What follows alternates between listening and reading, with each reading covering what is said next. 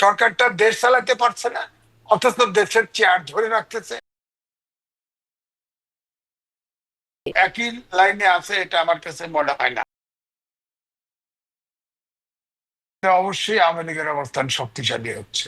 আমি কিন্তু তাকে দেশের সম্পদ মনে করে যখন 6 তলা হাঁটায় উঠায়, হ্যাঁ, আওয়ামী লীগের সময় 3টে লেখা লিখছি তার পক্ষে, জাতীয় সম্পদ হিসেবে তাকে রক্ষা করা উচিত।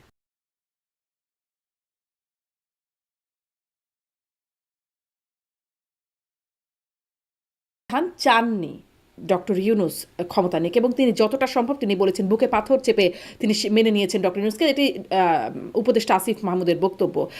এবং তারপরে আপনি যেটি বলছিলেন যে সেনা প্রধানের বিরুদ্ধে নানান রকম বিষোদ্গার হয়েছে, এই সময় আমরা দেখেছি। এখন এসে সেনাবাহিনী এবং সরকার এরা কি এক লাইনে চলছে? মানে ডক্টর ইউনুস সরকার কি এক লাইনে চলছে, নাকি এখনো বিভেদপূর্ণ একটা অবস্থানে আছে বলে মনে হয়? এগুলা কমেন্ট করা ঠিক হবে না, তবে আমার কাছে মনে হয় ঠিক একই রকম একই লাইনে আছে, এটা আমার কাছে মনে হয় না, আমার অনুমান। যার যার মতো তার শেষে আছে। হ্যাঁ, কারণ সেনাবাহিনীর খুব স্যাটিসফাইড এটা আমি মনে করি না।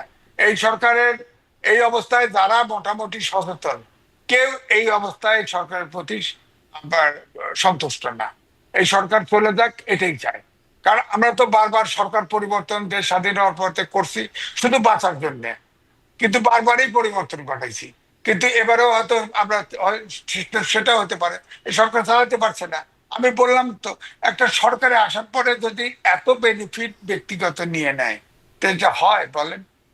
আমি তো বলি যে ডক্টর মোহাম্মদ ইউনূস যে বিশ্ববিখ্যাত লোক, আমি কিন্তু তাকে দেশের সম্পদ মনে করে যখন 6 তলা হাঁটায় উঠায়, হ্যাঁ, আওয়ামী লীগের সময় 3টে লেখা লিখছি তার পক্ষে, জাতীয় সম্পদ হিসেবে তাকে রক্ষা করা উচিত।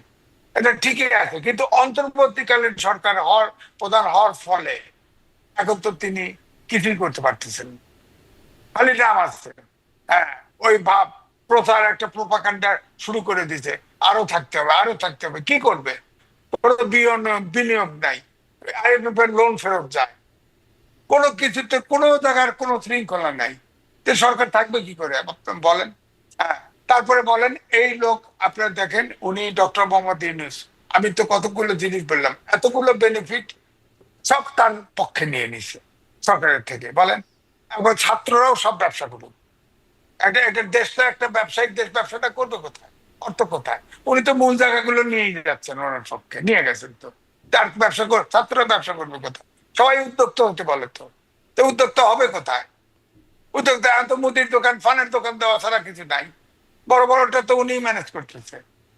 তাহলে এখন তো বড় বড় ব্যবসায়ী এসে তাদেরও ব্যবসা দেখা নেই, সব তো একদিকে চলে যাচ্ছে ব্যবসা। সুতরাং এই জন্যই আমি বলছি যে নির্বাচনটা, এই জন্যই বলছি যে পলিটিশিয়ানের ভিতরে, রাজনৈতিক দলের ভিতরে বিরুদ্ধে আমি স্লোগান দিতে পারবো, সমালোচনা করতে পারবো, পিঠাও খাবো, সবই ঠিক আছে।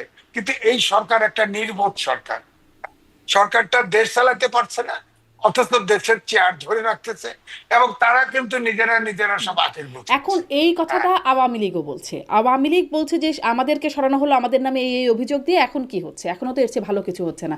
তাহলে কি এই অবস্থা আওয়ামী লীগকে, যেটা যেটা আসলে দেশের মধ্যে একটা বা রাজনৈতিক দলগুলোর মধ্যে একটা অবস্থান তৈরি হলো যে আওয়ামী লীগকে ফিরতে দেওয়া যাবে না, আওয়ামী লীগ রাজনীতি করতে পারবে না, এরকম নানান রকম আলোচনা হলো, সেই জায়গাটাকে কি দুর্বল করে দিচ্ছে, নাকি আওয়ামী লীগের অবস্থানটা কি শক্তিশালী হচ্ছে সরকারের অবস্থানের কারণে?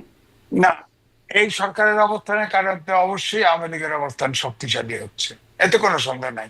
তবে আওয়ামী লীগ যে ভালো করছে তা না। আপনি বলেন পৃথিবীতে কোন গণতান্ত্রিক দেশ আছে যেখানে আয়নাঘর থাকে, বন্দিশালা থাকে? বলেন। আওয়ামী লীগ তো এটা করেছে, শেখ হাসিনা তো তার এককভাবেই করেছে, তার নির্দেশ ছাড়া তো হয় নাই। এবং সেখানে দেখেন ছড়ায় ছিটে সারা বাংলাদেশে এই আয়নাঘর, শেষ পর্যন্ত খোঁজ পাওয়া গেল না। আয়নাঘর পাওয়া গেল না, 3-4টে লোক বেরোলো, আয়নাঘর পাওয়া যায় কিন্তু মানুষ পাওয়া যায় না। যারা যারা গুম হয়ে গেছে তাদেরকে সব হত্যা করা হয়েছে, বিভিন্ন ভাবে হত্যা করা হয়েছে। পৃথিবীতে গণতান্ত্রিক এমন একটি দেশ পাবেন না। শুধু সাউথ আফ্রিকাতে ম্যান্ডেলাকে ডি ক্লার্ক হোয়াইট, তিনি একটা দ্বীপের মধ্যে 21 বছর আটকে রাখছেন, এবং তিনি এসে রিকনসিলিয়েশন করছে হোয়াইটদের সাথে। হ্যাঁ, অপরাধ স্বীকার টিকার করে মাফিয়া দেশ জাতিকে এখন যদিও সাউথ আফ্রিকা সেই অবস্থা আবার নাই, আবার খারাপ অবস্থায় চলে গেছে। সুতরাং আমার কথা হচ্ছে যে একটা দেশ চালানো, দেশের উন্নয়ন, এটা একটা কন্টিনিউয়াস ব্যাপার। একটা সরকার ভালো করলে আরেকটা সরকার এসে যদি তছনছ করে দেয়, তাহলে দেশটা এগোবে না।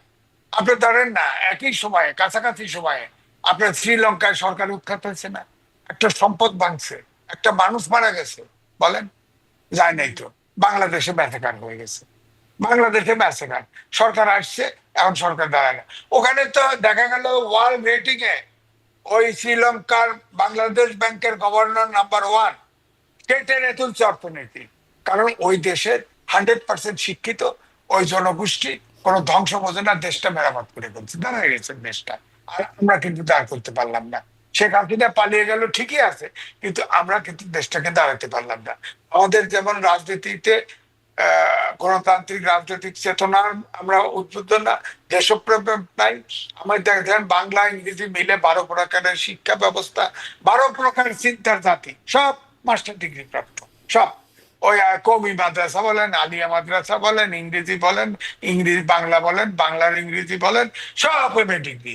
এখন এমএ ডিগ্রির যে শিক্ষা পায় তাকে কোনো চেঞ্জ করতে পারবেন? যার ফলে কোনো জাতীয় ইস্যুতে আমরা এক হইতে পারি না, কোনো জাতীয় ইস্যুতে এক হইতে। তা আমাদের তো সেই শিক্ষায় টাকায় কোনো গুরুত্বই নাই। সব ছাত্ররা দেশ চালাও, বলেন দেশটা দাঁড়াবে কোথায়? দেশটা দাঁড়াবে কোথায়?